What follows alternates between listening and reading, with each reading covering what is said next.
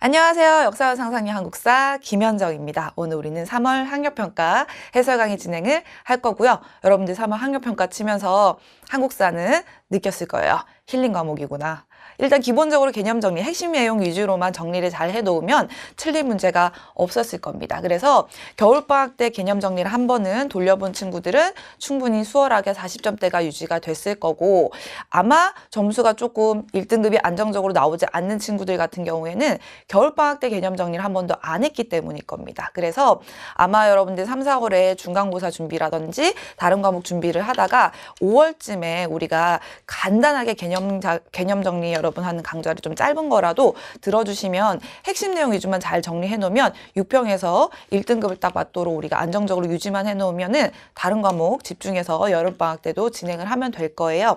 그래서 여러분들이 1번부터 20번까지 선생님이랑 지금부터 해설 강의 진행을 할 텐데 답 찾는 게 어려운 건 아니에요. 우리가 모의고사라든가 학력평가 해설 강의 할 때는 선생님이 늘 강조하지만 답은 찾지. 근데 답 말고 나머지 오답 선지들이 어떤 시기인지 또는 어떤 인물과 관련되어 있는 선지인지를 분석하는 거. 그거 선생님이랑 맞춰보면서 내가 잘 분석했는지 이것만 잘 체크하시면 됩니다. 요거는 중요해요. 왜냐면 여러분들 한국사 문제 거의 안 풀잖아. 그리고 한국사에 시간 투자 사실 못 하잖아요. 그러다 보니까 문제 하나 풀었을 때 학평이나 모의고사 치는 날 문제 하나 풀었을 때 나머지 선지들이 내 머릿속에 있는 거랑 연결이 되는지 계속 연습하면서 최대한 효율적으로 문제 활용을 하자. 그래서 해설 강의를 여러분 듣는 거고 나머지 선지 분석 계속 선생님이랑 비교하면서 잘 정리했는지 확인을 하세요. 자, 1번부터 문제를 보면 항상 나오는 선사 파트. 그래서 가시대사의 모습으로 적절한 것은 해서 일단 오늘 우리가 모의고사에서 제시된 거는 농경과 목축이 시작됐다. 그리고 심지어 여러분들 이제 조리하는 용도로 토기를 사용하는 빗살무늬 토기가 나타난다. 그럼 우리가 이게 신석기 시대가 되겠죠. 그럼 신석기 시대의 모습으로 여러분 체크할 수 있는 게 5번밖에 없습니다. 간석기를 사용을 하더라. 구석기 때는 뗀석기, 신석기 때는 간석기. 나머지는 비파연 동검을 제작했다. 당연히 청동기를 사용하니까 동검이 제작이 됐겠죠. 연고라는 제천 행사. 이거는 우리가 철기시대 때 등장하는 부여라는 국가의 특징이었죠. 철기시대 때는 이제 국가들이 하늘에 대한 제사를 지내면서 지배자들이 자신의 권위를 계속 유지하는, 그래서 연고라는 제천 행사라던가 고구려에선 동맹이라든지 제천 행사가 나타나더라. 중국으로부터 불교를 수용했다. 불교 수용은 철기이긴 하지만 특히 삼국시대의 모습이죠. 삼국이라고 하는 고대 국가들은 우리가 율령반포라던가 또는 불교 수용을 통해서 뭔가 중앙집권 국가의 고대 국가 체제를 갖추는 모습이 보였죠. 그래서 불교를 통해서 왕실의 권위를, 힘을 강화하는 모습이 보이죠. 철제무기로 정복활동, 그럼 당연히 철기식입니다. 답은 5번이에요. 어렵지 않아요. 자, 2번에 다음 자료를 활용한 탐구 주제로 가장 적절한 것은 요즘 들어서 평가원에서도 그렇고 모의고사, 교육청 모의고사에서도 그렇고 지역 문제가 간혹 출제가 됩니다. 요번 거는 너무 쉬웠어. 고구려는 장수왕 때에 5세기 고구려 전성기 왕이죠. 수도가 압록강 주변에 있던 국내성에서 이 지역으로 옮겨지는 게 평양천도였어요. 그렇죠? 그래서 5세기 427년에 평양으로 수도를 천도합니다. 당나라와 신라가 협공해서 고구려 무너뜨리고 여기 안동도호부를 뒀대요. 고려는 심지어 태조 때 이 지역을 서경으로, 고려 수도는 원래 개경이지만 심지어 태조 왕건이 뭐라 그랬어? 평양을 서경, 서울 경자를 붙여서 왕들은 심지어 1년에 100일 이상 여기에 머물러라. 그만큼 서경을 중시하는 모습, 평양을 중시하는 모습이 보였죠. 고구려 계승의식을 보여주는 거예요. 그럼 평양의 위치는 여러분 심지어 위치 이름까지 다 줬어. 당연히 1번입니다. 그죠? 안 어렵습니다. 자, 3번에 다음 가상대화가 이루어진 국가에서 볼 수 있는 모습으로 가장 적절한 것은, 요즘 고대 파트 문제가 쉬워지면서 국가 특징으로 정도, 어떤 선지가 어느 국가에 있었던 사실인지를 매치하는 정도로밖에 문제가 출제가 안 돼요. 그래서 보통 고구려, 백제, 신라, 통일신라, 발해, 이 5개 국가 특징을 보는데, 여기서는 인재를 우리가 양성하기 위해서 새로운 방안이 필요해서 유교경전의 이해 수준을 시험하는 독서산품과를 실시하자라는 표현 나오죠. 이게 독서산품과라는 게 정말로 책을 읽은 수준, 유교경전을 얼만큼 공부를 했느냐에 따라서 산품을 나누고 상품, 하품, 그리고 상품, 중품, 하품 이래 가지고 3등급을 나눠 가지고 우리가 인재 등용에 참고하는 제도로 활용했던 것이 통일신라의 원성왕 때 이루어졌던 인재 등용 방법이었죠. 이 독서 상품과 같은 경우에는 통일신라의 대표적인 유교 장려의 모습이라고 우리가 봤었고 효과는 크지 않습니다. 왜? 골품제라고 하는 엄격한 신분 제도가 있기 때문에 진골 귀족들의 반발이 굉장히 심했다. 귀족들한테 여러분 시험 쳐가지고 너네 등수 매길 거야? 싫어하겠지. 그래서 효과가 크진 않았지만은 우리가 대표적인 통일신라의 유교장려 모습으로 봤던 거고, 그럼 통일신라의 모습으로는 우리가 1번 국학이라고 해서 통일신라의 전제왕권, 신라가 여러분 딱 삼국통일하고 나서 왕권이 강해지는 전제왕권 확립기 때 신문왕이라고 하는 굉장히 유명한 인물이 있었죠. 이 신문왕이 설치했던 유교 교육기관입니다. 잠깐만 교육기관을 생각을 해보면 고구려에서도 교육기관을 배운 적이 있어요. 고구려는 소수림왕이 태학을 설립하고요. 그리고 통일신라 때는 신문왕이 국학을 설치하고, 고려 같은 경우에는 국자감, 그리고 우리가 조선 같은 경우에는 고려 말에 설치됐던 성균관이 쭉 계속해서 고등교육기관으로 존재를 하죠. 특히 독서상품과가 국학 졸업생들을 대상으로 우리가 리딩 스킬을, 여러 리딩 수준을 판단해서 3등급을 나누는 거였어. 그래서 답은 1번이고요.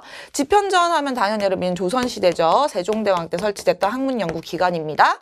자, 사비천도를 한대요. 그럼 사비라는 걸 딱 보는 순간 우리가 떠오르는 게 백제입니다. 백제는 원래 한강을 기반으로 위례성이라고 하는 한강에 어떤 기반이 있던 국가였지만 한강을 5세기 고구려한테 뺏기고 나서 웅진으로 수도로 도망가서 천도했지만 거기 너무 폐쇄적이잖아. 도망간 수도기 때문에 웅진은 너무 협소하고 방어적이네. 그래서 6세기 성왕이라는 인물이 중흥을 위한 노력으로 다시 한번 사비라는 곳으로 천도하면서 국력을 끌어올리는 모습 보였죠. 그래서 한성, 웅진, 사비, 백제의 수도 변천 모습이었어. 그럼 당연히 백제 거죠. 특히 성왕 때입니다. 자, 여진 정벌에 나서는 별무반. 여진을 정벌하기 위해서 별무반을 설치한대. 이게 여러분 어느 나라예요? 고려죠. 고려 같은 경우에는 고려 중기 때 여진이 막 팽창하면서 이 여진을 토벌하기 위해서 윤관이라는 인물이 별무반이란 걸 설치하고 동북 구성을 축조하면서 우리가 고려 중기 대외 관계 모습을 봤었어. 고려 때 겁니다. 그죠? 만민공동회라는 표현이 나오면 여러분 이거는 근대 시기 때, 근대 개항기 때 독립협회에서 우리가 일종의 민중집회로서 종로에서 열던 거였죠. 그럼 당연히 여러분 답은 1번이죠. 선지가 너무 막 벌려져 있어서 심지어 근대 파트 선지까지 나오기 때문에 굉장히 쉽잖아. 요즘 들어서 문제 난이도가 엄청 떨어지면서 아예 시기를 전체적으로 벌리기 때문에 여러분들은 지엽적인 것보다는 굵직하게 거시적으로 어느 나라 거, 어느 시기 거 이걸 갖다 멀리서 보시면 돼요. 됩니까? 자, 4번 가왕에 대한 설명으로 옳은 것은 문화재가 잘 출제가 되진 않지만 일단 이 문화재 자체를 묻는 것보다는 어느 왕과 관련 있는 거. 그래서 읽어서 여러분 이 왕만 잘 찾으시면 됩니다. 문화재청은 합천 해인사 건칠 희랑대사 좌상을 국보 333호로 지정했대. 이 좌상은 우리나라 현존하는 초상 조각상 중에서 가장 오래된 것으로 실제 생존했던 고승의 모습을 재현한 뛰어난 조각품으로 인정받고 있다. 이 대사가 이 인물의 군대가 후백제군을 공격하고 후백제군의 공격으로 위기에 몰렸을 때 도움을 주어서 이 인물의 후삼국 통일에 기여하였다고 한다라고 하면은 결국에는 후백제군과 여러분 대립했고 후삼국 통일을 했던 인물을 얘기를 하는 거죠. 그럼 여러분 통일신라 말에 우리가 신라 정부에 대항하면서 견훤이 후백제를 900년에 만들고 901년에 궁예가 누가 소리를 내었는가? 궁예가 901년에 후 고구려를 만들고 이 후삼국을 결국에 후고구려 궁예를 모시던 왕건이라는 인물이 고려를 건국하고 통일하면서 이제 우리가 남북국 시대에서 고려로 넘어간다라고 얘기를 했어요. 그러면 이건 당연히 고려의 태조 왕건이 되겠죠. 태조 왕건의 업적을 여러분 찾으시면 됩니다. 답은 뭐가 되냐면 2번이 됩니다. 왜 2번인지는 알죠? 고려 이 초기의 모습 자체가 신라 말에 성장했던 호족들이 난립하는 시기야. 그러면서 그 호족 중에 하나였던 견훤, 궁예 또는 요 왕건이란 인물이 결국에는 이제 후삼국 만들고 고려를 건국한다고 했을 때 고려 초에 왕이 해야 되는 가장 중요한 건 뭐겠어? 왕실의 권위와 힘을 유지하고 힘을 강화시키기 위해서는 호족들을 포섭해야겠죠. 그래서 호족들을 포섭하기 위한 방법으로 출신 지역을 책임지게 하면서 지방을 통제하는 사심관 제도나 또는 같이 이루어졌던 게 호족들의 지방 이 세력가들의 자제들, 그러니까 자식들을 수도에 옮겨와서 살게 하는 일종의 인질제도인 기인제도를 통해서 호족들을 여러분 견제합니다. 이게 태조 왕건의 호족 견제책이죠. 호족을 흡수하기 위해서는 가족이 되는 게 제일 쉬우니까 혼인정책이라고 해서 호족들의 딸들과 엄청나게 결혼을 하면서 29명의 부인이 있다. 뭐 이런 표현을 했던 거란 말이야. 답은 2번입니다. 호족 견제책. 나머지 누군지 아셔야 돼요. 수원화성을 축조했다. 여러분 이거는 조선시대 때 조선 후기 정조대왕이죠. 정조대왕이 자기 아빠 사도세자의 무덤을 수원으로 옮기고 규장각도 설치하고 그리고 여러분 장용영을 설치하면서 왕권 강화하는 모습이 보였습니다. 그죠? 자, 교육 입구 조서를 반포하였다. 여러분 요거는요. 가보개혁기 때 특히 2차 가보개혁기 때 고종이 신교육 학제 마련을 위해서 반포한 겁니다. 가보개혁 됐기 때니까 여러분 당연히 근대 시기예요. 고종 황제. 자, 22담로의 왕족을 파견했다. 담로를 딱 보는 순간 떠올라야 되는 국가가 일단 있어요. 실제로 고대 파트는 국가 구분을 문제로 많이 출제한다고 했잖아 아까. 그래서 백제 파트에서 이런 선지가 나올 수 있어요 사실. 그래서 백제 거구나 알아야 되고요. 조금 더 정확하게 들어가면 우리가 한강을 뺏긴 백제가 중흥하기 위해서 일단 웅진으로 도망가서 중흥 노력했던 왕 중에 무령왕이라는 인물이 있습니다. 이 무령왕이 중국과 교류하면서 힘을 키워야 되니까 중국과 교류하면서 뭔가 중국의 어떤 문화를 굉장히 많이 수용하는 모습으로 무령왕릉이라고 하는 중국 양식의 그러한 무덤을 만드는 벽돌 무덤을 만드는 모습도 보이고 그리고 도망간 상태니까 중흥하려면 왕실의 힘도 키워야 되지만 지방에서 반란이 일어나면 안 되지. 그래서 지방 세력을 통제, 억제, 감시하기 위해서 22개의 담로라는 지역을 설정해서 왕족을 파견해서 내 눈과 귀가 되어줄 수 있는 왕족을 파견해서 지방 세력을 통제하는 모습이 보이죠. 그래서 이거는 중흥을 위한 노력을 했던 왕이었던 무령왕의 모습입니다. 그래서 여러분 요거는 왕까지 구분을 하셔야 돼요. 알겠죠? 자, 구주오소경 제도를 마련하였다. 구주오소경은 통일신라 거죠.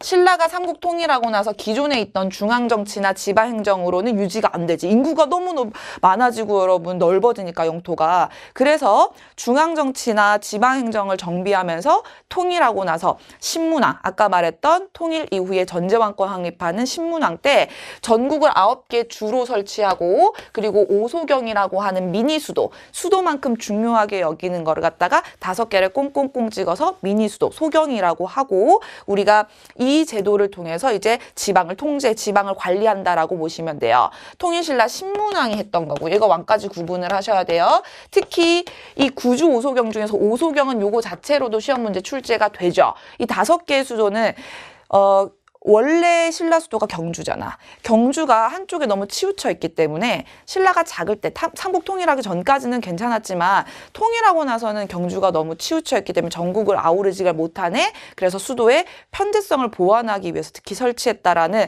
설치 목적도 여러분들이 기억을 해주셔야 돼요. 수도의 편대성을 보완한다. 됩니까? 답은 2번이었어요.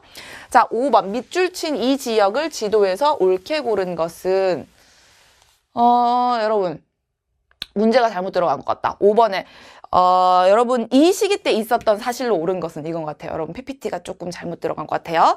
자, 명학소 사람 망이망소이. 여러분 망이망소이 딱 보는 순간 고려의 무신집권기 때 하층민의 봉기라는 걸 여러분 기억을 하셔야 됩니다. 쌤이 수업할 때도 엄청 강조했지만은 우리가 지방에서 봉기 같은 것이 일어났을 때, 난이라는 게 일어났을 때 보통 시험 문제에서 어느 시기인지 알아야지 이제 풀 수 있게 출제가 많이 된단 말이야. 그래서 선생님이 신라 말에 호족들이 난립하는 시기 때 농민들을 먹고 살기 힘들었던 걸로 원종과 애노의 난을 기억하라고 했고, 고려 무신집권기 때 무신들이 정치 잘 못하잖아. 농민들을 굉장히 괴롭히고 사병을 확대하고 막 세금을 거두면서 농민들을 먹고 살기 힘들 때 망이망소이 난.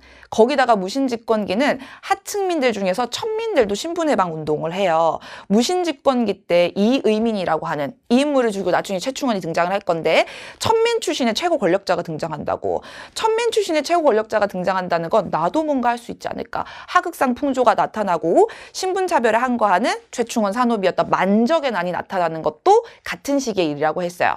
그리고 난 중에서 시험 문제 많이 출제되는 것 중에 하나가 홍경래의 난이라고 해서 평안도 지역의 지역차별에 항거하면서 나타났던 조선 후기 세도정치 시기 때 먹고 살기 힘들다 들고 일어나는 난도 여러분들 시험 문제 많이 출제되니까 요 원종과 애노의 난, 망이망소이 만적이라고 하는 거, 그리고 여러분 홍경래 난 요 세 개씩이 꼭 잡으라고 했죠. 그래서 여기에서 여러분 고려 무신집권기 바로 나와야 되고요. 특히 특수행정구역에서 세금을 그냥 일반 군연도 세금을 많이 뜯는데 여긴 더 많이 뜯겠죠. 그러니까 먹고 살기 힘들어서. 그리고 여러분 여기 보시면은 몽골어를 익혀서 여러 차례 자신을 따라 원에 가서 여러분 무신집권기 때 결국에는 최우 정권 때 원나라가 쳐들어오면서 우리가 원 간섭기로 들어가는 거잖아요. 고려 얘기를 하는 겁니다. 그럼 여러분 고려 얘기에 해당하는 것은 3번밖에 없어요.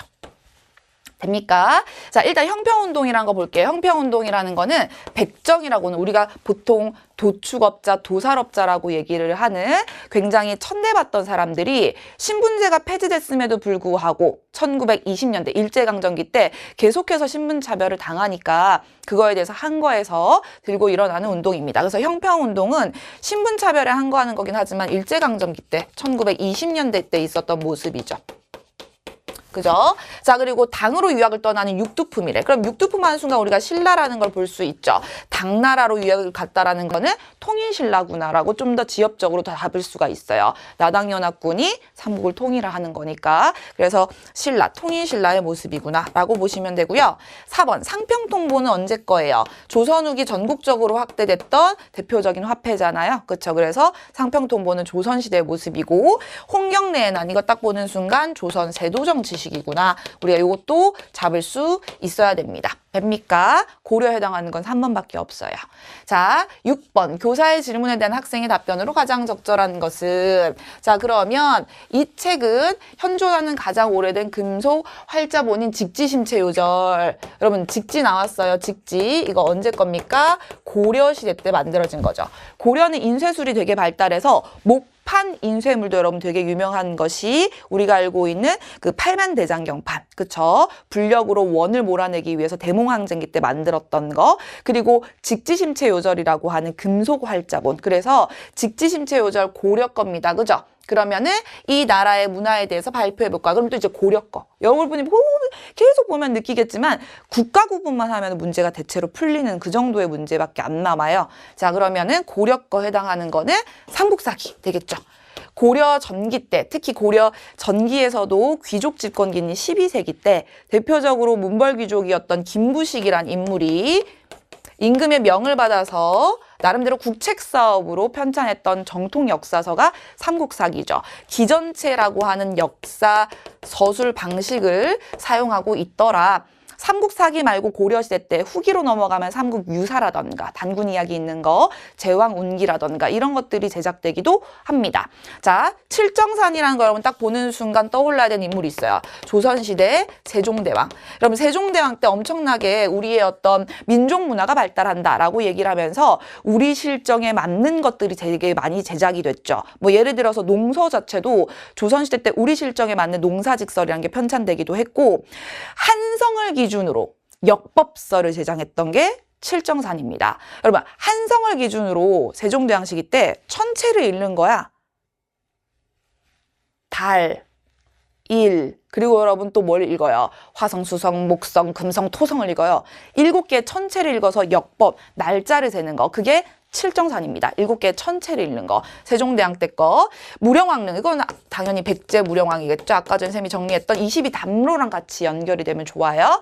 자, 광개토대왕릉비는 이제 고구려의 장수왕이 아빠 업적을 기리기 위해서 만주 길림성에 꽂아놓은 거고, 불국사 3층 석탑. 이거 어디 있습니까? 경주에 있죠. 여러분 통일신라의 대표적인 모습입니다. 통일신라 불국사 석굴암 같이 여러분 세트로 묶일 수 있죠. 답은 3번입니다. 쟤는 기전체라는 거 아셔야 돼요. 자, 다음 명령을 내린 국왕의 제위 시기에 있었던 사실로 옳은 것은 에서 봤을 때 자, 여러분 가와다. 가와나 같은 경우에는 일단 어느 왕인지 여러분 좀 볼게요. 2차례 왕자의 난을 통해 정권을 장악하였으며 즉위 후 국왕 중심의 통치 질서 확립을 위해서 노력한다. 여러분 태정, 태세, 문단세 외우잖아요. 그렇죠? 얘가 참고로 태종 이방원이고요. 왕자의 난을 통해서 태종 이방원이 원래 태조 이성계의 5째 아들인데 왕이 될 수 없는 인물인데 형제들을 죽이면서 2차례 난을 통해서 정권을 잡은 인물이죠. 얘는 태종 이방원 같은 경우 왕권 강화를 굉장히 도모했기 때문에 왕과 의정부, 신하들이 모여있는 곳, 그리고 실무행정기구인 6조, 2조, 호조, 병조, 형조, 예조, 공조 이런 거 들어봤잖아, 우리가. 요 세 개의 행정 라인에서 신권을 누르고 6조 너는 나한테 다이렉트로 왕한테 보고해. 그리고 내가 다이렉트로 6조한테 명령 내릴 테니까 신권 대신에 왕권 강화를 하는 모습이 태종 이방원의 6조 직계제 실시죠. 됩니까? 근데 그 아들이었던 세종대왕 같은 경우에는 우리는 세종대왕 알잖아요. 어진왕. 그래서 왕권 신권 조화를 오히려 도모하기 위해서 의정부한테 많은 의결권을 줍니다. 그래서 여러분 참고로 세종대왕이 요 제도를 뭘로 바꿔요? 의정부 서사제로 바꿉니다. 근데 여러분이 알아요. 이 의정부 서사제는 신하들한테 힘을 많이 줬기 때문에 왕권을 엄청 강화시키고 싶어하는 굉장히 강력한 왕권을 주장하는 왕들은 싫어해. 그래서 나중에 세종대왕 죽고 나서 아들이었던 문종이 너무 빨리 죽으면서 그 아들 단종이 꼬맹이가 여러분 왕이 되니까 삼촌이었던 수양대군 즉 세조라는 인물이 계유정난을 통해서 조카를 몰아내고 왕이 됩니다. 세조는 왕권 강화를 도모하고 싶은 거야. 너무 조카가 어리니까 신하들이 힘을 주기 시작하네. 왕실의 힘이 약해지네. 그 꼴 볼 수 없다 하고 계유정난 일으키는 거란 말이야. 물론 권력욕이긴 하지만. 그래서 세조는 왕권 강화를 도모합니다. 이거 싫다고 6조 직계제를 다시 돌려오죠. 그래서 우리가 태종 이방원과 세조의 공통점은 왕권 강화, 6조 직계제를 실시합니다. 그죠? 그럼 답은 4번이고요. 나머지는 사실 내용을 우리가 잘 모르더라도 전혀 될 수 없는 시기이기 때문에 제껴가지고도 풀 수는 있어요. 그죠? 대동법을 실시했대. 이건 우리가 광해군 하면서 맨날 광해군 별표 100만 개 하면서 했던 거잖아. 동네마다 어떤 특산물을 걷는 곡물제도가 농민들이 특산물 내는 게 너무 부담스러우니까 그냥 다 갖고 있고 보관도 쉽고 운송도 쉽고 저장하기도 쉬운 그냥 쌀로 다 통일해서 내. 이게 크게 똑같이 만든다. 통일시킨 거. 특산물을 그냥 쌀로 통일해서 걷는 거. 요게 여러분 대동법입니다. 그죠? 별기군이라고 하면 누구예요? 우리가 신식군대라고 해서 1881년에 근대 시기 때 통리기무하문에서 운영했던, 그러니까 실시했던 군제개혁이라고 보시면 되겠죠. 신식군대, 골품제를 정비했다. 그럼 이건 당연히 통일신라의 모습이고요. 그리고 여러분 이건 통일신라뿐만 아니라 그냥 신라도 해당합니다. 신라 때도 골품제가 있었으니까. 자, 그리고 전민변정도감. 이거는 시험 문제 잘 나오는 거죠. 고려 말에 누가? 그쵸. 공민왕이 신돈을 등용해서 백성들과 여러분 밭을 조사해서 우리가 흔히 말하는 그 권문세족이라고 하는 친원파 세력들이 불법적으로 토지를 약탈하거나 노비화시킨 경우에 이걸 신분복구시켜주고 토지를 회복시켜줬던 게 전민변정도감입니다. 기본적으로 이건 왕권 강화책이라고 보시면 되겠죠. 권문세족의 힘을 누르는 거니까. 됩니까? 자, 그리고 8번. 가 전쟁 중에 있었던 사실로 옳은 것은 가 당시 활동한 주요 의병자. 얘들아. 우리가 임진왜란이랑 병자호란 파트가 시험 문제에서 정말로 평가원 문제에서 많이 출제가 되거든? 근데 그 중에서 임진왜란 나오면 무조건 기억하라고 한 게 2개가 있어요, 여러분. 그게 뭐냐면 이순신 장군이랑 곽재우 장군입니다. 그쵸? 홍희 장군 곽재우라고 해서 우리가 임진왜란 초반에 사실 20일 만에 한양 함락당하고 완전히 수세에 몰려 있다가 전세가 조금씩 역전되기 시작한 게 뭐 때문이야? 수군의 활약과 의병의 활약. 그쵸? 그래서 곽재우 장군이 여러분 여기서 나오잖아요. 의령에서 임진왜란 때 최초의 의병을 일으켰던 인물이에요. 그래서 곽재우, 우리가 임진왜란 때는 보통 인물이 많이 출제가 되고 병자호란에선 선생님이 남한산성이라는 걸 굉장히 강조했었잖아요. 인조가 도망갔을 때 요 2개 전쟁은 보통 포인트만 잡으면 나와. 그래서 여러분들 곽재우 장군 딱 보는 순간 임진왜란이라고 여러분 왜군이란 표현까지 다 줬어. 그죠? 왜군이란 표현까지 너무 쉽게 줍니다. 그래서 우리가 이건 임진왜란이구나. 그럼 임진왜란 중에 있었던 거는 권율 장군의 행주대첩. 그쵸? 여러분 계백이 황산벌에서 항전했대. 계백 장군 여러분 누구예요? 백제 멸망할 때 백제가 나당연합군을 맞아서 결사항전했던 오천 결사대를 이끌었던 인물이 계백 장군이고 황산벌 전투에서 패배했기 때문에 사비성을 함락당하고 백제가 660년에 멸망합니다. 그쵸? 이건 백제 멸망 과정에서 있었던 거고 인조가 남한산성 이게 1636년에 병자호란이 되겠죠. 그쵸? 병자호란은 우리가 결국에는 항복하죠. 300우고도 인조가 청태종에게 청나라 황제에게 9번 머리를 조아리고 3번 절하면서 굴욕적인 항복을 맺고 왕자 2명이 포로로 잡혀가죠. 그러면 그 왕자 중에서 돌아와서 왕이 되는 효종이라고 하는 인물은 빡치지. 청나라한테 우리 아빠가 굴욕적인 항복을 하고 내가 포로로 잡혀갔다 왔는데 그래서 병자호란 결과 그 이후에 북을 벌하자. 북벌 운동이 효종을 중심으로 전개된다. 그것도 여러분 연결해서 조금 기억을 해주시면 좋을 것 같아요. 자, 서희가 적장과 외교 담판을 벌였다. 이거 언제입니까? 고려 초에. 고려 초에 거란이랑 여러분 싸울 때입니다. 우리가 10에서 11세기 고려 초반에 거란이랑 사이가 되게 안 좋아.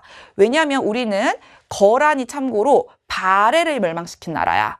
그러면 고려라는 나라는 발해랑 같은 민족의식이 있는데, 같은 고구려 후손이라는 민족의식이 있는데, 고구려 땅을 차지하고 발해를 멸망시킨 저 거란을 되게 적대하죠. 그래서 태조 왕건이 거란이 고려 처음 건국됐을 때 잘 지내자고 선물로 낙타 줬는데 그거 막 다리에 묶어서 굶겨 죽이잖아. 그래서 거란이 쳐들어왔던 게 1차 거란 침입이고, 그때 서희가 외교 담판을 통해서 오히려 강동육주 획득하면서 거란군을 격퇴하는 모습이 보이는 게 요 고려의 요 외교 담판 요 내용이랑 연결되면 됩니다.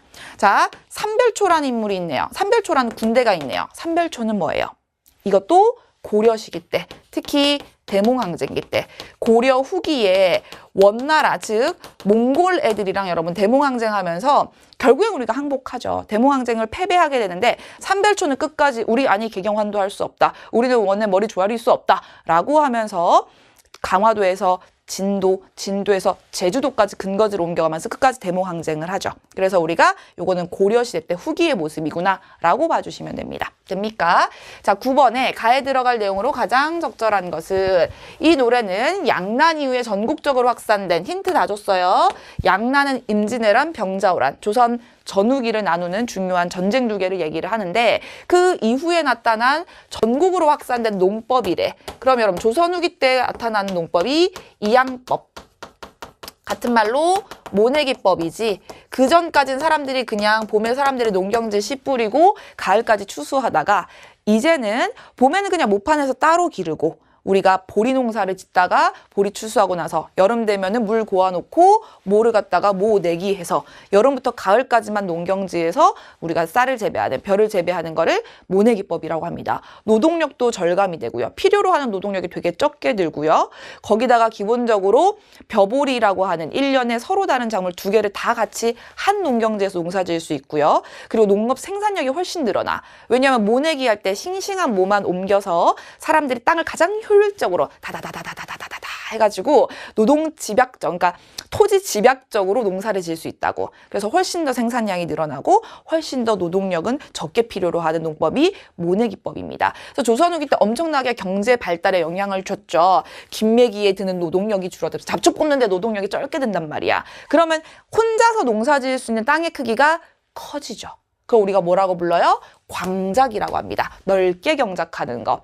당연히 혼자서 농사를 넓게 지을 수 있다는 거는 기본적으로 농민들 중에서도 분홍들이 성장할 수 있고, 분홍이 등장하니까 돈 주고 신분을 산다든지 이런 조선 후기 신분제 변화에까지 영향을 미친다라고 볼 수 있죠. 자, 그래서 답은 조선 후기 모습은 2번입니다. 특히 이제 모내기법에 의해서 나타난 게 광작이에요.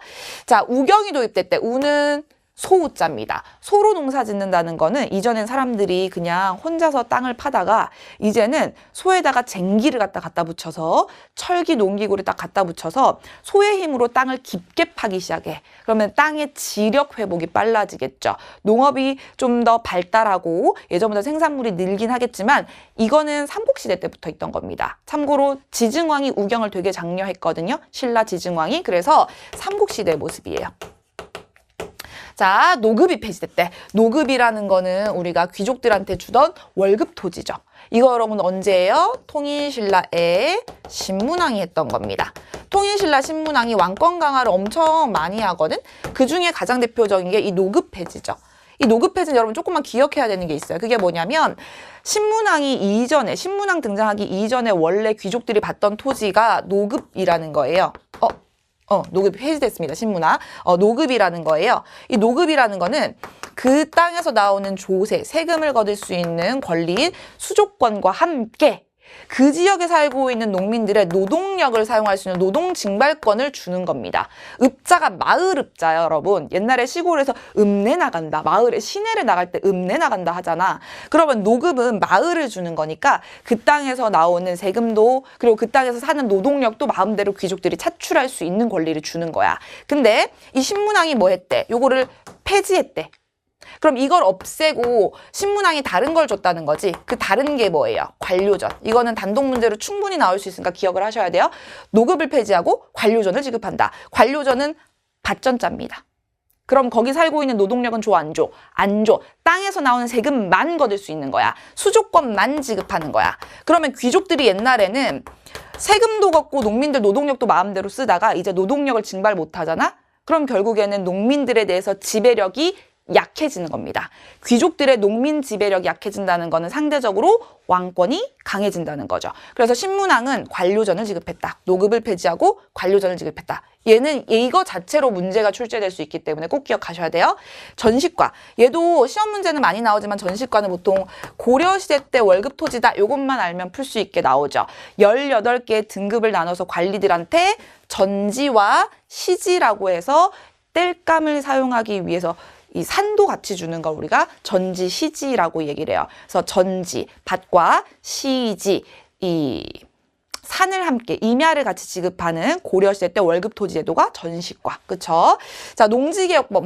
농지개혁법 하면 여러분 이승만 정부 때죠. 정부 수립하고 나서 우리가 농지개혁과 친일파 청산이라고 하는 두 가지 국정 굉장히 중요한 과제를 시행하는 모습이 농지개혁법과 친일파 청산을 위한 반민족 행위 특별법 처벌 마음이 급하다. 반민족행위 처벌법이라는 법을 만들어요. 그쵸? 이승만 정부 때. 됩니까? 자, 10번. 가에 들어갈 내용으로 적절한 것은 가에 들어갈 거는 여러분 요 고에 해당하는 주제니까 요걸 읽고 여러분들이 공통점 또는 카테고리를 찾으면 되는 거예요. 거의 독해력 수준이에요. 자, 유형원이라는 인물이 반개수록이라는 책을 써서 균전론을 주장했대. 어떤 이론인데 전자가 붙잖아요. 그러면 여러분 기본적으로 토지제도 개혁이구나 하시면 돼요. 균전론, 땅을 나눠주자는 겁니다. 농민들한테 땅을 나눠주고 자영농을 육성하자. 먹고 살기 힘든 농민들이 살기 위해서는 농업에 있어서 토지개혁이 필요하다. 그죠? 중농학파라고 하는 실학의 대표적인 하나의 흐름이었죠. 목민심서를 저술한 정약용은 여전론을 제시했다. 일여에다가 마을에다가 땅을 주자. 이것도 토지제도 개혁이잖아요. 마을 사람들끼리 공동경작해서 노동량에 따라 자기들끼리 분배하도록 하자. 이것도 토지제도 개혁이에요. 실학자 정약용.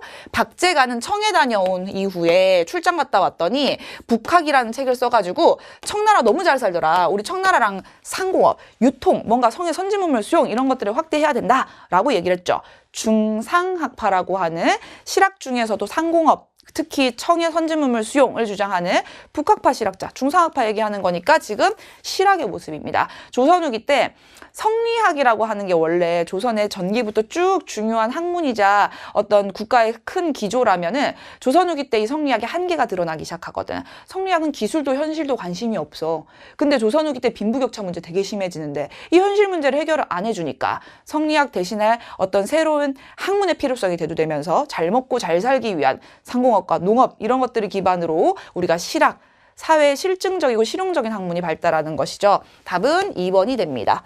도교랑 전혀 상관없어요. 그죠? 성리학은 고려 말에 들어옵니다. 원간섭기 때 들어오는 거예요. 그죠? 위정척사 이거는 외세 서양 문물 수용에 대해서 배척하고 전통 성리학을 지키자라고 하는 거잖아요. 근데 개항기 때 불교 통합운동과 상관없습니다. 그러니까 답은 2번이 될 수밖에 없어요. 자, 11번. 다음 상황이 나타나는 시기를 연표에서 옳게 고른 것은 연표 문제가 요즘에 좀 나와요. 그죠? 자, 우리 집은 러시아 공사관과 아주 가까이에서 마주보고 있기 때문에 뭔가 심상치 않은 일을 벌어졌다는 걸 금세 알았대. 길거리는 눈길이 닿는 곳마다 밀려든 사람들과 꽉 차 있었고 조수들이 요거 보려고 하는 거네요. 임금이 러시아 공사관에 머무르고 있으며 여러분 이게 뭡니까? 아관 파천이죠. 여러분 아관 파천이라는 거는 우리가 사실 일본에 의해서 동학농민운동 이후에 엄청나게 그 간섭 일종의 여러분 정치적인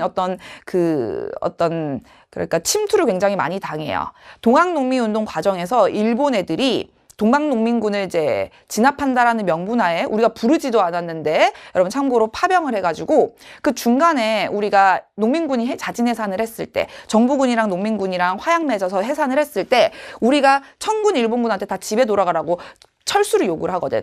그랬더니 일본군이 철수해야 하네요. 안 하죠. 그리고 이들이 경복궁을 습격하고 국내에서 갑오개혁을 추진케 하면서 청일전쟁까지 일으켜요. 그러고 나니까 결국에는 우리가 이 일본의 어떤 간섭이 굉장히 심한 상태에서 일본으로부터 뭔가 어쨌든 우리가 벗어나기 위한 노력을 해야 되겠죠. 근데 청일전쟁 끝나고 일본에 굉장히 큰 어떤 사건이 발생하는 게 청일전쟁 끝나고 일본이 청나라한테 막 땅을 뜯어가. 근데 러시아가 그 땅을 되게 먹고 싶어 했었어. 그래서 오히려 러시아가 삼국간섭이라고 해서 기억나요? 일본 애들한테 네가 뭔데 청나라한테 그 땅 뺏어가? 요동반도 네가 뭔데 뺏어가? 라고 하면서 삼국간섭이 일어납니다. 오히려. 그러면서 일본 애들이 요동반도를 심지어 청나라한테 전쟁에서 이겨서 뺏어놓고 러시아가 갑질해가지고 그걸 다시 토해내는 사건이 발생한다고. 그러니까 당연히 일본 입장에서는 굉장히 뭐랄까 수세에 몰리고 자존심이 상한 상태에서 일으키는 게 을미사변이라는 겁니다. 우리나라에서 갑자기 러시아 세력이 막 확대되면서 일본 입장에서는 요동반도를 반환하면서 삼국간섭 이후에 국내에서 일본이 위축되다 보니까 본인이 일시적으로 세력을 확대하기 위해서 말도 안 되는 일을 저지르는 게 을미사변이라고. 그 을미사변 때 고종 입장에서는 부인이 집에서 살해당했어. 어떻게 을미사변 때 여러분 집에 계속 내가 거기서 살 수가 있냐고. 당연히 처소로 옮기는 거죠. 신변의 위협을 느껴서 여러분 어디로? 악관으로 여러분 파천합니다. 그래서 우리가 러시아로 가는 거야. 일본을 견제하려면 지금 러시아 손을 잡아야 되기 때문에 이 둘이서 지금 대립하고 있기 때문에 청나라는 청일전쟁으로 발려서 끝났고 이제. 그러니까 러시아랑 우리가 친하게 지내죠. 그러면 악관 파천은 여러분 어디 들어갈 수밖에 없냐면 다로 들어갑니다. 쌤이 지금 좀 길게 설명은 했지만 여러분 사실 이렇게 수업할 땐 쌤이 정리했잖아. 악관 파천의 이유는 을미사변 때문이라고. 아니 집에서 여러분 부인이 살해를 당했는데 어떻게 여기 살 수 있냐고. 신변의 위협을 느끼죠. 아관파천한다고. 그래서 을미사변 이후에 아관파천을 하는 겁니다. 됩니까? 여러분 답은 3번이 되겠네요. 됩니까? 아관 갔다가 여러분 금방 돌아오죠. 덕수궁이라고 우리가 흔히 얘기하는 경운궁으로 아관파천 이후에 환궁하고 나서 만드는 나라가 대한제국이잖아. 그쵸? 그래서 여러분 답은 3번이에요. 12번 가 인물에 대한 설명으로 옳은 것은 어제 또 관리가 마을 사람들에게 거둘 원납전의 액수를 재차 적어왔는데 원납전이 뭡니까? 원에서 납부하는 동전이래요. 기부금 명목으로 거뒀던 거죠. 뭐 하려고? 흥선대원군이 왕실의 권위를 세우기 위해서 임진왜란때 붙었던 경복궁을 중건할 때 경복궁 준비하려면 돈이 많이 필요하니까 여러분 노동력도 증발하고 여러분 나무도 필요하니까 막 묘지림도 벌목하고 막 통행세도 막 사대문에 징수했지만 돈이 필요하니까 원납전이라는 기부금을 강제로 거뒀고 그리고 나중에 그래도 돈이 모자라니까 뭐 해요? 상평동부의 100배 가치를 가진다라고 하는 당 100전이라고 하는 화폐를 남발해서 물가 폭등도 시키죠. 그래서 여러분 원납전 딱 보면서 아 경복궁 그죠? 자, 보리 양식도 이미 떨어지고 아침 저녁 굶는 사람이 많아서 내기가 쉽지 않을 것 같다. 지금 돈 한 푼 구하기가 하늘의 별 따기인데 걱정스럽다. 그럼 여러분 이 원납전이 방금 봤다시피 흥선대원군 집권 당시 경복궁 중건을 위해서 기부금이 원납전을 강제 징수하는 것을 알 수 있다. 흥선대원군 업적 찾으라 라는 겁니다. 답은 여러분 뭐예요? 4번이 되겠죠. 흥선대원군의 가장 유명한 게 경복궁 중건과 서원철폐라고 하는 내정개혁과 함께 통상수교 거부정책이라는 대외정책이잖아. 통상수교 거부정책에서 병인양요, 프랑스군 격파해요. 신미양요, 미국 애들이랑도 여러분 결사항전에서 이기지는 못했지만 어쨌든 미군이 나중에 철수해요. 그 이후에 아 저놈들이랑 상종을 못하겠네? 라고 해서 전국에 꽂는 비석이 척합입니다. 통상수교 거부정책 가장 마지막에 있는 게 척합이잖아요. 그래서 답은 4번입니다. 자, 갑신정변은 우리가 급진개화파들 김옥균, 서광범, 박영효, 홍영식 이런 인물들이 있었죠. 자, 교정도감 설치했다. 요거 여러분 선지로 많이 나와요. 최충원입니다. 고려 최충원이 최고 권력기구로 설치를 한 거였어요. 그쵸? 무신집권기 때의 모습입니다. 자, 노비안건법을 실시했다. 요거 여러분 시험 문제 많이 나와요. 고려 광종 때. 광종이라고 하는 인물이 있어요. 이 광종이라는 인물이 태조 왕건의 아들이죠. 여러분 사실 태조 왕건 이후에 왕권이 순간 하락하는 현상이 나타나요. 아들이 너무 많으니까. 태조 왕건 같은 경우에는 여러분 부인이 20명이 넘어 아들이 20명이 넘는다고 딸도 거의 10명, 9명쯤 있단 말이야. 그러면 결국에는 태조 왕건 이후에 아들들이 이제 왕을 할 때 문제는 왕실의 권위가 떨어질 수밖에 없는 게 왕자가 너무 많으니까 모든 외척 가문들이 우리 집안 출신의 왕자를 왕으로 만들어야지 라고 할 거 아니야. 그래서 반란이 되게 많아. 그런 상황에서 4대 왕으로 광종이라는 인물이 딱 즉위하자마자 왕권 강화책 폈던 게 과거제 노비안건법 공복제정이라는 겁니다. 그죠? 이 노비안건법이 뭐예요? 호족들이 갖고 있는 불법 노비를 검사해서 신분을 복구시켜주는 거. 불법 노비를 그래서 우리가 신분 복구시켜주는 걸 노비안건법이라고 해요. 그죠? 고려 말에 공민왕이 했던 전민, 변정, 도감이랑 똑같은 겁니다. 근데 고려 초에 있던 게 노비안건법, 광종이 했던 겁니다. 그죠?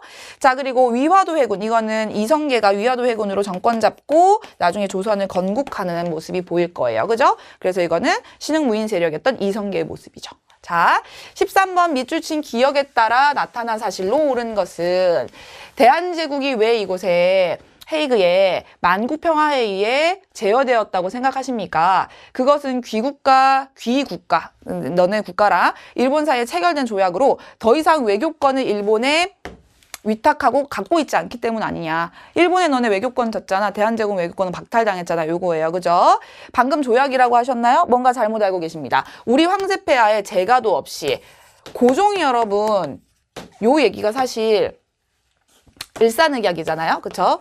을사늑약을 통해서 우리가 외교권이 박탈당하고 통감부가 설치해서 우리나라에 이토 히로부미라고 하는 초대 통감이 파견이 됩니다. 그죠?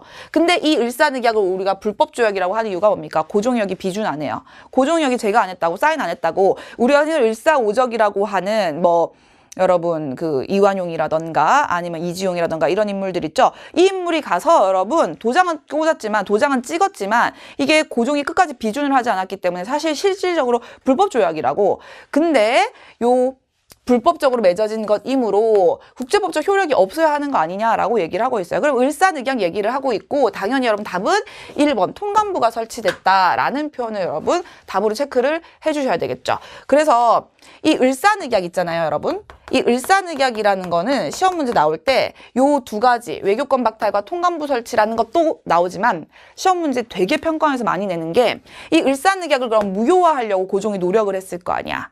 이 을사늑약은 불법 조약인데 이걸 갖다 국제사회에 알려서 일본에 만행을 알리고 우리가 이 조약을 무효화시키려고 노력을 할 거 아니야. 그 노력으로 고종이 하는 게 뭐예요? 헤이그 특사 파견이에요. 이 헤이그 특사가 요것 때문에 여러분 고종이 무효화하기 위해서 만국평화회의장에 이휘종, 이상설, 이준열사를 보내는 거였죠. 근데 이게 과라면 시험 문제에서 여러분 요거를 원인으로 나타나는 결과도 간혹 물어본다고. 헤이그 특사를 구실로 일제가 뭐예요? 일본이 고종을 강제 퇴위시키죠.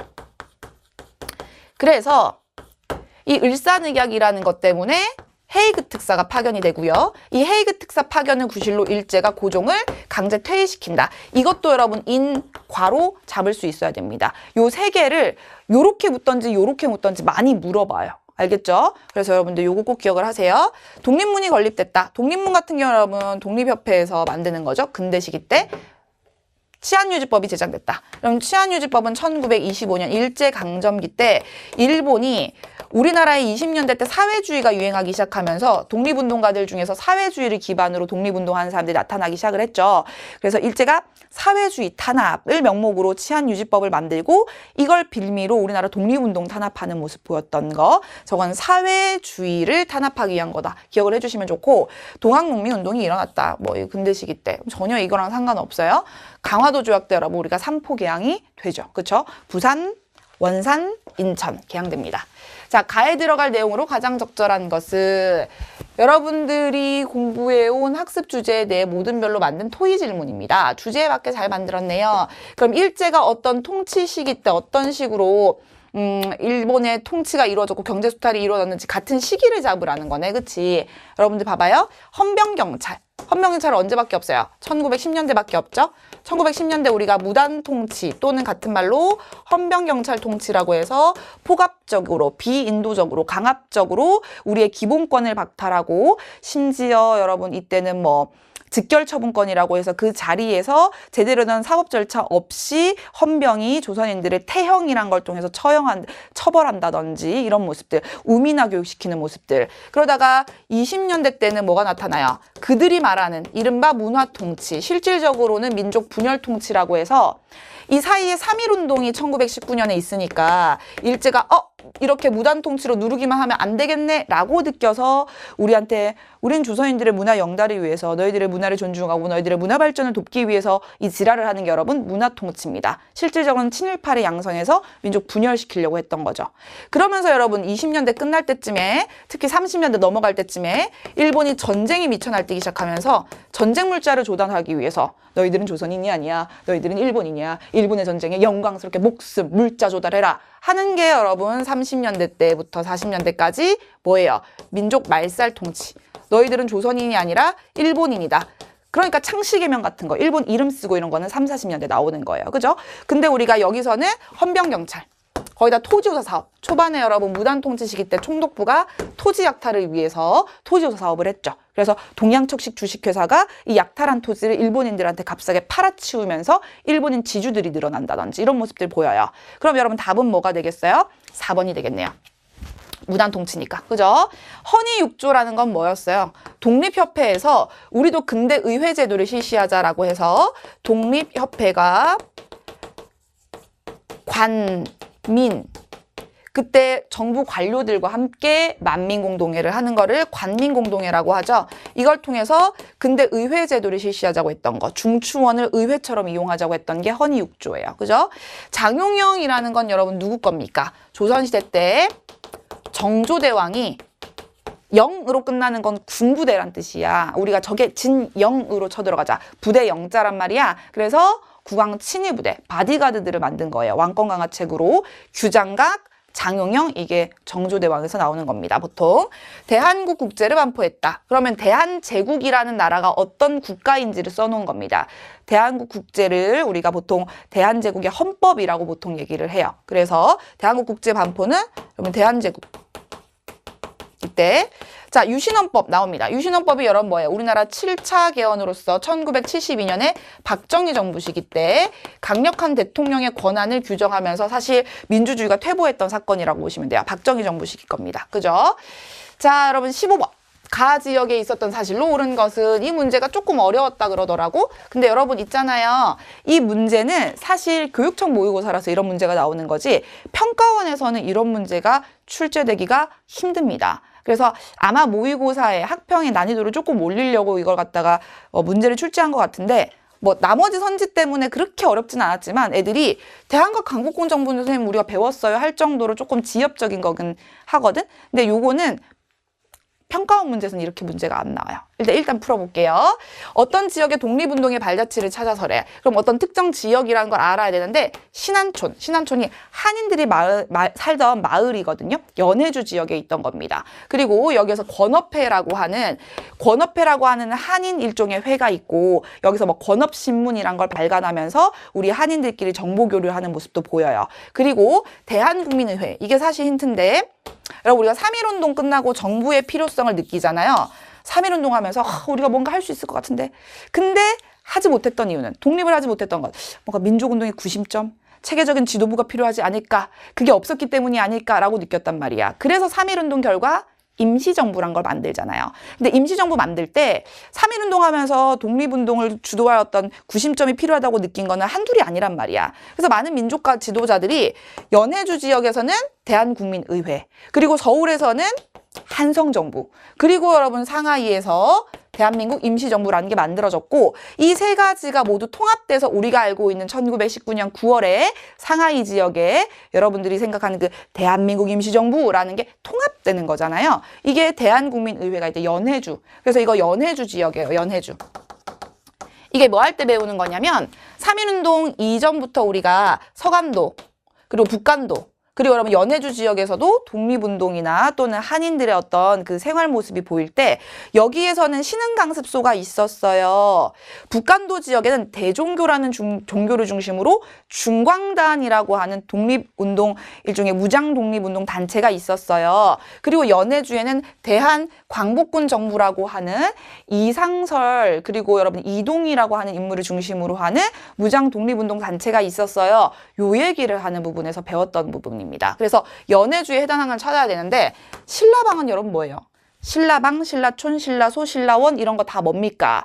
통일신라가 당나라랑 교역하면서 워낙에 교역이 많으니까 여기에 한인 마을들, Korean 타운이 만들어졌던 게 신라박이죠. 산둥반도입니다. 산둥반도. 그죠? 산둥반도. 청해진이 설치됐다. 여러분 이거 어디예요? 완도. 요 우리나라 서남의 해상권을 여기서 여러분 장보고가 장악을 하잖아요. 그죠? 백두산 정개비. 백두산 정개비는 당연히 백두산에 있는 거예요. 백두산 정개비가 뭡니까? 조선 숙종 때 우리가 청나라와 조선의 국경을 정하기 위해서 만들었던 거죠. 압록강, 서위압록, 그리고 토문강, 동이토문, 토문강을 기준으로 국경을 정해서 간도가 우리나라 땅이라는 것을 보여주는 게 백두산 정개비입니다. 근데 이거는 지금은 없어요. 만주사변이 일어났을 때 일본 애들이 해체해가지고 없지만 백두산 정개비는 당연히 여러분 이쪽 지역에 우리가 만주 지역에 있는 겁니다. 백두산에 꽂아둔 거예요. 구미위원부가 설치됐다. 구미위원부. 여러분 구미라는 게 뭐예요? 미주 지역이란 뜻이죠. 그래서 구미위원부는 미국 워싱턴에 있던 겁니다. 대한민국 임시정부의 초대 대통령이었던 이승만 대통령이 활동했던 게 워싱턴의 구미위원부예요. 그죠? 대한광복군 정부가 연해주 지역에 있던 겁니다. 됩니까? 자, 16번에 가에 들어갈 내용으로 가장 적절한 것은 일제강점기 전개된 뭐에 대해서 알려주세요. 박은식의 한국독립운동 지열사, 우리가 대표적인 민족주의 역사학자죠. 한국독립운동 지열사, 피 흘리는 우리의 근대 독립운동 역사를 서술해 놓은 책입니다. 박은식 선생이.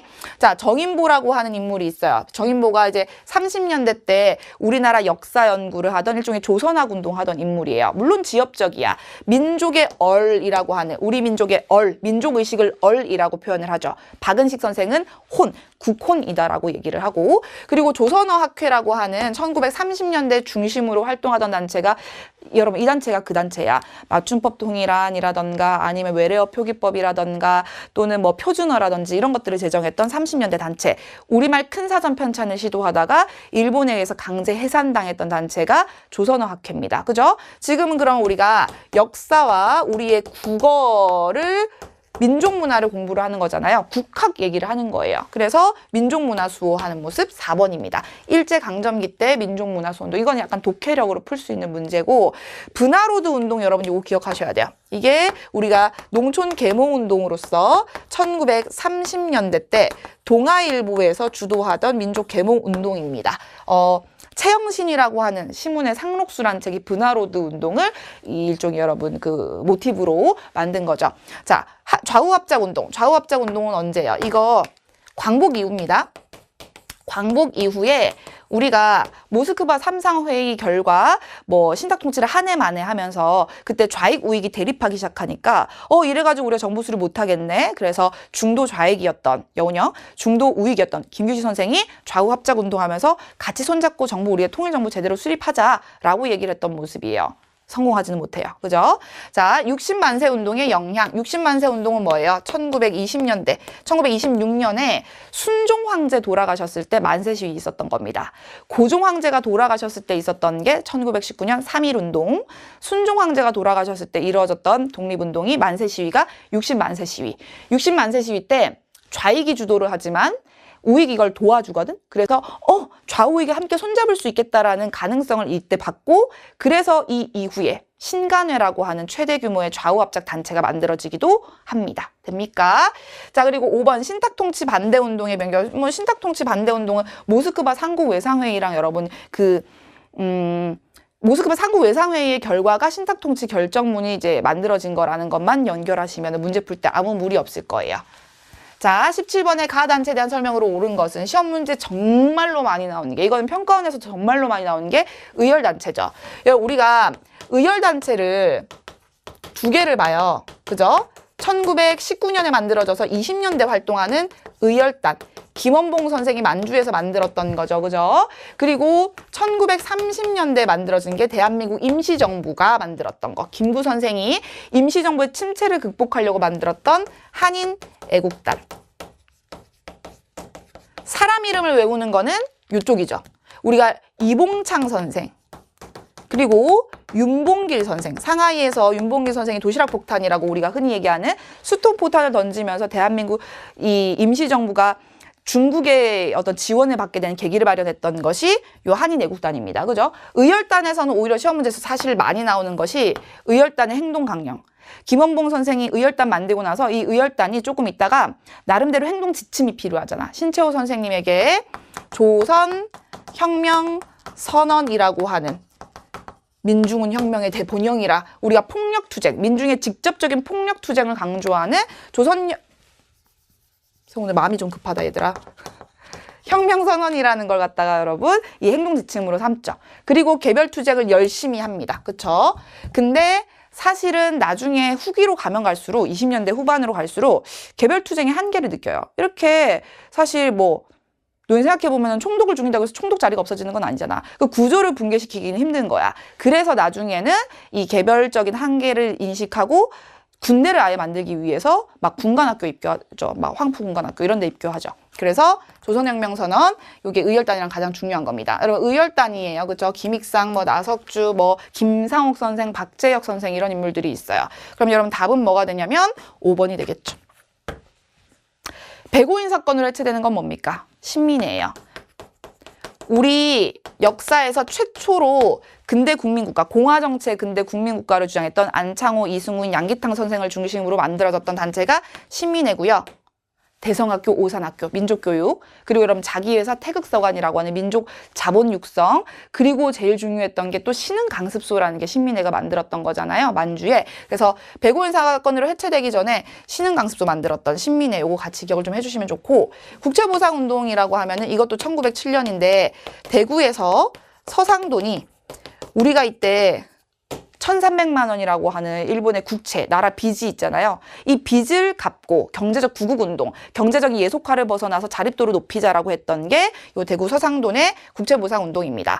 이 특히 대한매일신보라는 언론지를 중심으로 전국적으로 막 확산이 됩니다. 그죠?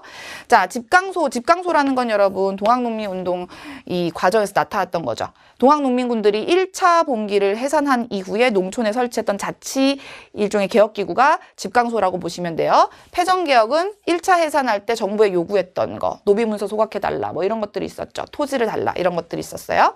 고종강제퇴위 반대운동을 전개했다. 1907년 사건이 되게 많네요. 여러분 아니다. 얘는 근데 1906년에 만들어진 것. 대한자강회.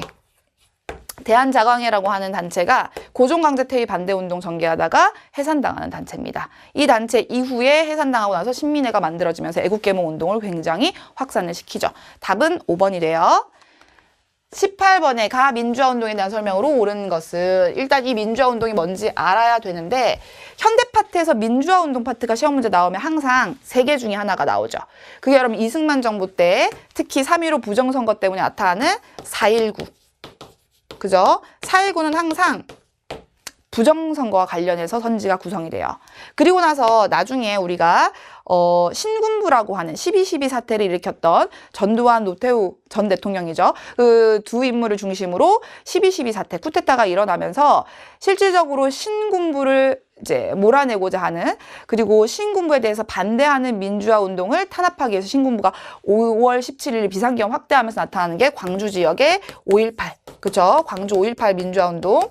광주 5.18 같은 경우에는 신군부라는 표현이 나옵니다. 신군부의 퇴진을 요구한다라는 표현. 그리고 이때는 특히 시민들이 계엄군으로부터 여러분 학살을 당하잖아요. 유혈 학살을. 이때 시민군들이 이거에 나름대로 여러분 버텨야 되니까 무장하는, 그래서 시민들이 총을 드는 게 5.18의 굉장히 중요한 포인트라 그랬어. 왜냐면 우리는 왜 총을 들 수밖에 없었는가라고 하는 광주 시민 권기문이 사료로 많이 나오기 때문에.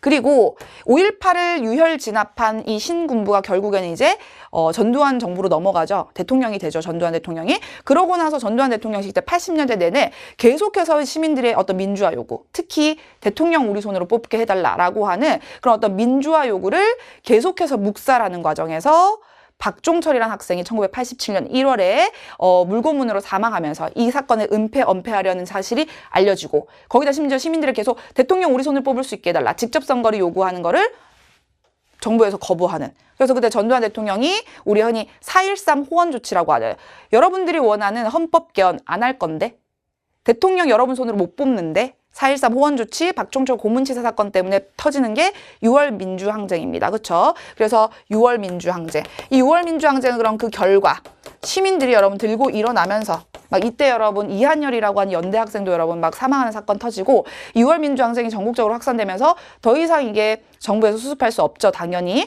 그래서 6.29 민주화 선언, 그때 여당의 총재였던 노태우, 그때는 대통령은 아니죠, 노태우 대표가 6.29 민주화 선언을 통해서 여러분이 원하는 대통령 직선제 개헌안을 하겠다라는 발표로 그 이후에 우리 손으로 대통령을 뽑는 대통령 직선제 9차 개헌이 이루어집니다. 그렇죠? 그래서 항상 대통령 직선제 관련해서 6월 민주항쟁은 시험 문제가 나와요. 됩니까? 그래서 여러분 여기에 해당하는 거는 이한열 학생이, 그리고 박종철 고문치사 사건, 이거에 대해서, 그리고 호헌 4월 13일 날 전두환 대통령이 여러분이 원하는 대통령 직선제 안 할 건데 지금 헌법을 지킬 건데 호헌 조치를 펴면서 이거에 대해서 반대하는 시민들의 요구, 우리 손으로 뽑게 해달라. 그래서 이거 6월 민주항쟁 얘기를 하는 겁니다. 6.29 민주화 선언이라는 표현도 나오죠. 그럼 답은 3번이 되겠죠. 됩니까? 이건 여러분 4.19고요. 1960년에 신간의 지원을 받았다라는 거는 일제강점기죠.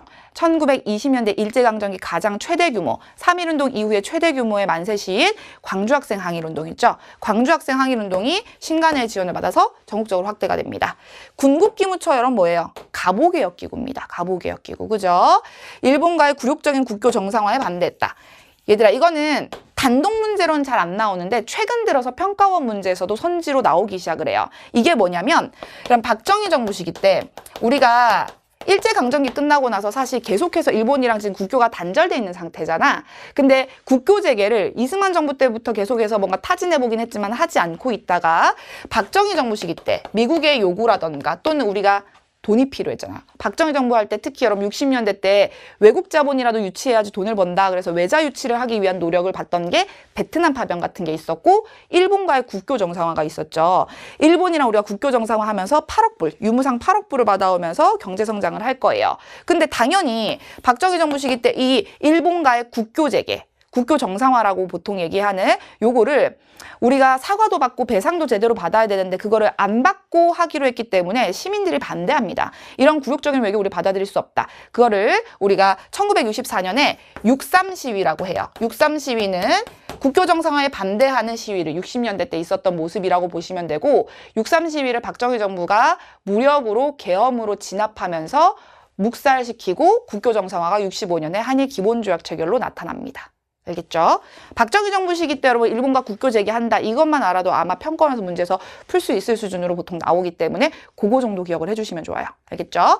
자, 그리고 19번에 밑줄 친 이 전쟁 중에 있었던 사실로 옳은 것은, 딱 봤더니 여러분 북한군이, 유엔군이 서울 탈환, 뭐겠어요? 6.25입니다. 1950년에 발발해서 53년에 우리가 정전협정을 체결할 때까지 6.25 전쟁, 한국 전쟁을 얘기를 하는 거고, 6.25 전쟁 과정에서 있었던 거는 인천 상륙작전.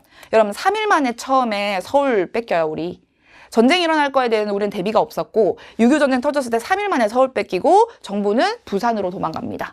근데 부산 쪽에서 여러분 이 낙동강이라고 하는, 여러분 이 낙동강 그 남쪽 지역의 하류 지역에서 우리가 부산을 중심으로 나름대로 이렇게 방어선을 구축을 하고 유엔군이 도와주러 오지만, 이 16개국 유엔군이 도와주러 와가지고 국군이랑 같이 싸워도 너무 처져 있어서 못 올라와. 그러다 보니까 허리를 끊는, 그래서 뒤통수 우리가 까는 인천 상륙작전을 통해서 서울을 탈환하고 아랫지역, 우리가 중남부 지역을 다시 되찾으면서 북진하는 게 우리가 보통 얘기하는 이제 그 38도선 돌파, 그리고 압록강까지 갔다가 중공군 개입하면서 다시 밀려 내려오면서 서울 다시 뺏기면 일사후퇴, 이런 표현을 쓴단 말이에요. 인천 상륙작전이 6.25 전쟁 과정에 있었던 거죠. 문제 자체는 되게 쉬워요. 그죠? 자, 자유시 참변이 일어났다. 자유시 참변 여러분 뭐예요? 이거는 독립운동입니다. 독립군의 활동, 특히 1920년대에 있었던 모습이죠. 그렇죠? 1920년대 봉오동 천산리 대첩 이후에 우리가 승리하고 나서 봉오동 천산리에서 이기니까 일본 애들이 보복하는 성격으로 간도 참변을 일으키고, 간도에 있을 수 없어서 독립군들이 러시아 스보보드니로 가는 게 자유시 이동이에요. 거기서 참변을 당하는 거죠. 자, 제너럴 셔먼호 사건, 이게 뭡니까? 신미양요 배경이죠. 이거 흥선대원군 집권기입니다. 그쵸? 신미양요가 일어난 이유가 1866년에 제너럴 셔먼호 사건 때문이죠. 저기 미국 배인데 미국 배가 통상 요구하는데 우리가 거절하니까 미국 애들이 막 우리나라 육지로 올라와서 막 깽판을 지르네. 그래서 우리가 제너럴 셔먼을 불지르고 미국인들을 죽였던 게 제너럴 셔먼호 사건. 저것 때문에 미국인이 죽었으니까 미국 애들이 쳐들어오는 게, 로저스 제독이 강화도로 쳐들어오는 게 신미양요예요. 7.4 남북 공동성명.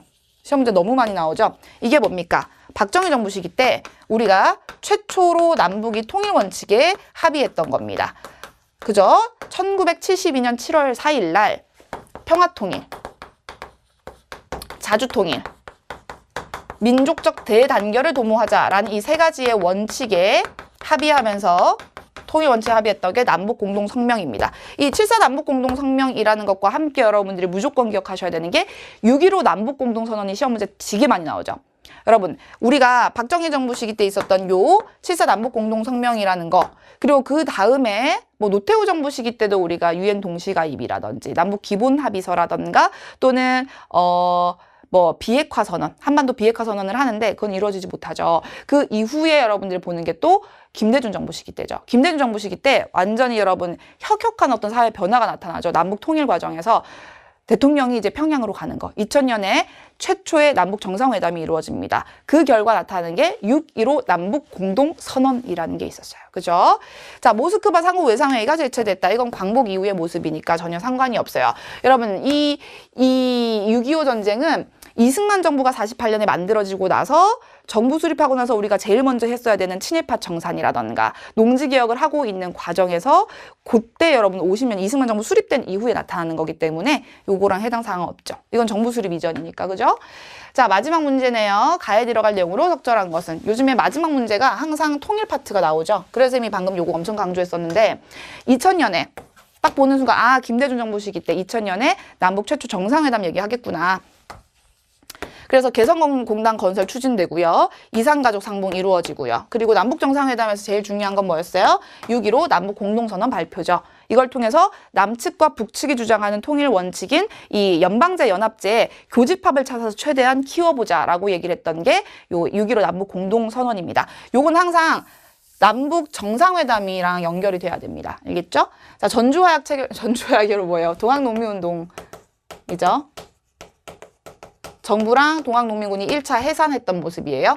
한국광복군 창설된다. 한국광복군이 뭡니까? 1940년에 대한민국 임시정부가 정규군대로 만들었던 거예요. 중국 관내에서, 그죠?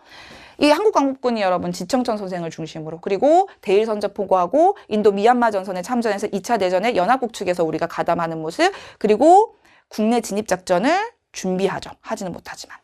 5.10 총선거, 5.10 총선거를 해야지 그 총선거로 우리가 국회의원 뽑고 걔들이 헌법 만들고 그 헌법을 통해서 우리가 정부를 수립할 거 아니야, 그죠? 대한민국 정부 수립하기 이전에 1948년 5월 10일 날 재헌 국회 구성을 위한 선거입니다.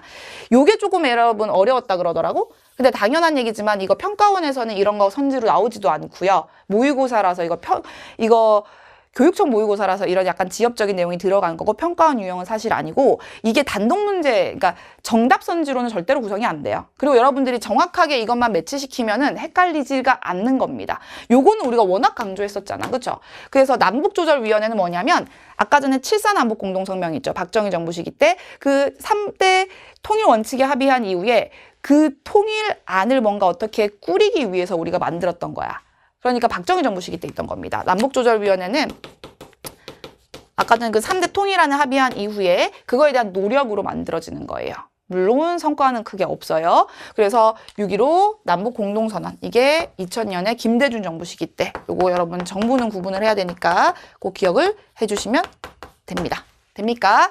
여기까지 여러분 문제를 풀어봤어요. 쌤이 오늘 뒤에 수업이 있어가지고 엄청 급하게 마음이 급해가지고 조금 여러분 막 중간에 이렇게 있었지만 여러분들은 잘 이해했을 거라 생각이 들고 문제가 어렵진 않았으니까 항상 얘기하지만은 오답 선지 분석을 여러분이 제대로 했는지 잘 체크를 해서 이렇게 평가원 문제 교육청 모의고사 문제는 이렇게 정리를 하면 될 것 같고 여러분들이 아마 점수가 1등급이 안 나왔다면 이 수준에서 여러분 1등급 안 나오면 지금 한국사 전혀 정리가 안 돼 있는 거거든. 그럼 이거는 나중에 6, 9 뭐 수능에서도 점수가 여러분 1등급 안정적으로 나올 수가 없어. 그래서 공부를 한 친구들은 아마 느꼈을 거야. 아 쉽구나. 이 정도 점수 나오면 되겠구나. 그리고 방학 때 전혀 정리를 하지 않아서 등급이 여러분 나오지 않은 친구들은 꼭 5월이나 6평 전에 한 번 여러분 되게 짧은 강좌라도 수강을 해서 개념을 한 번은 꼭 정리를 하고 들어가세요. 한국사가 여러분 느끼죠? 쉽지만 안 한다고 풀리는 문제는 아니에요. 해야지 어쨌든 풀립니다. 그래서 기본 개념 정리 꼼꼼하게 잘 해주시면 될 거예요. 여러분들 고생 많았고 우리는 다음에 개념 강좌에서 봅시다.